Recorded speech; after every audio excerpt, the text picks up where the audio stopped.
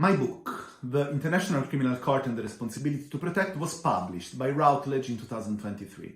I'm presenting my findings here with the hope that they are beneficial and useful to all those studying and working on the issues of the ICC and on the development of the responsibility to protect. The court and the doctrine have a remarkable number of aspects in common.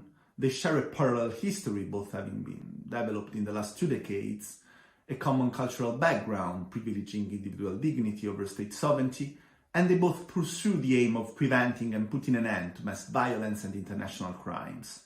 The connections between the doctrine and the court have been highlighted by UN bodies and secretaries general, by ICC prosecutors and judges, and several scholars.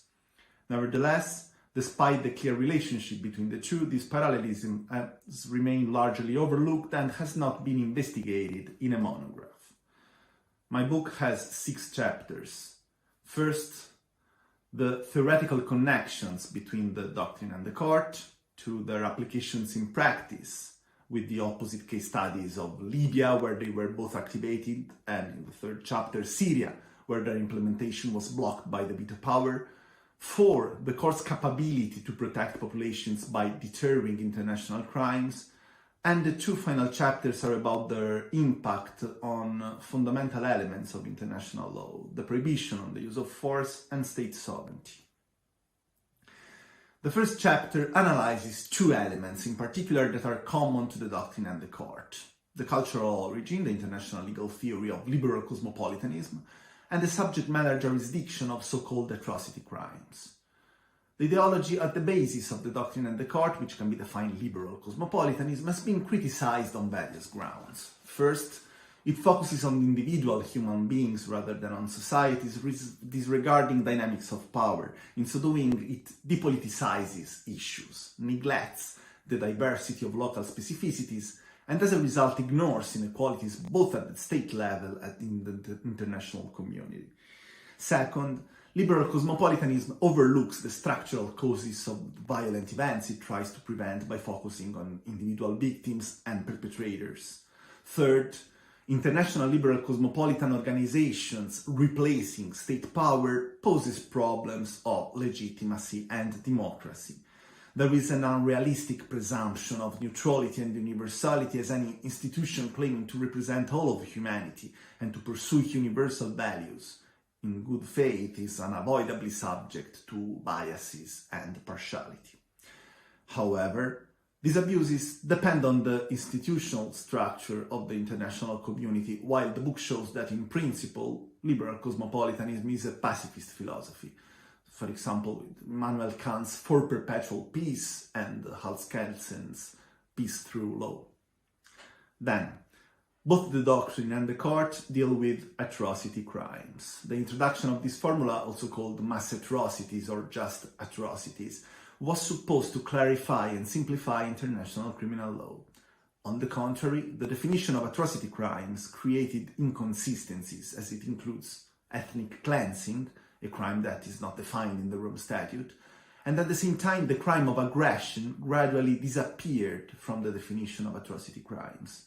This creates a blatant contradiction. At Nuremberg, aggressive war was labeled as the supreme crime, in the words of Nuremberg prosecutor, differing only from other war crimes in that it contains within itself the accumulated evil of the whole. Now, 80 years later, aggression does not even qualify for the definition of atrocity crimes. The exclusion of aggression suggests that the use of this expression, rather than simplifying and clarifying the discipline, has the rhetorical power of promoting interventions. The second chapter explores the relationship between the court and the UN Security Council. Resolution 1970 of 2011, referring Libya to the ICC, expressly mentioned for the first time the responsibility to protect as a ground to trigger the court's jurisdiction. Yet, in 2005, at the time of the Darfur referral, several sources, from the Antonio Cassese report on the International Commission of Inquiry on Darfur to an amicus curiae by Rizarbur, identified a link between the doctrine and the court. The action of the court in Darfur and Libya did not achieve the expected results in terms of both legal and political issues. The analysis of the two referrals highlights controversial provisions, such as the selective exclusion of certain categories of people from the jurisdiction of the court, the lack of special finding from the UN for the specific referrals, and the ambiguous obligations imposed on non-state parties. The book argues that the ICC should exert the power to review and possibly to disregard Security Council referrals. After the initial enthusiasm surrounding the Darfur referral in 2005 and even the Libya referral in 2011, overall awareness has increased of the undesirable effects of the Council's use of the court. The third chapter looks at the relationship between the Council and the responsibility to protect. It notes that the Security Council makes a partial application of the doctrine and that the intervention in Libya produced a change in the Council's approach. Indeed, after the intervention in Libya, which resulted in a regime change, Russia and China vetoed further initiatives to intervene in Syria. Consequently, the chapter analyzes initiatives to bypass the veto power of the 5 permanent members of the Security Council for alleged humanitarian purposes. Examination of various proposals, from Uniting for Peace to the Brazilian initiative Responsibility While Protecting, demonstrated that they do not constitute a lawful alternative to Security Council authorization of the use of force. In any case, the book argues that bypassing the veto power, thus obtaining a higher number of Security Council resolutions and interventions, is not a necessarily desirable outcome from the protection of populations from mass violence. The fourth chapter investigates how the ICC is expected to prevent international crimes through criminal prosecutions. The theory of deterrence is a key concept for the court's preventive function. Despite optimistic findings by some researchers, there is no clear evidence that the court, or international criminal justice in general, deters crimes. Violent criminals are discouraged not so much by the gravity of the penalty as by the likelihood and swiftness of apprehension. It seems hard to contend that a court capable of recording less than a dozen convictions in 20 years constitutes a realistic threat to potential offenders. Therefore, to promote deterrence, the court must be perceived as effective and legitimate.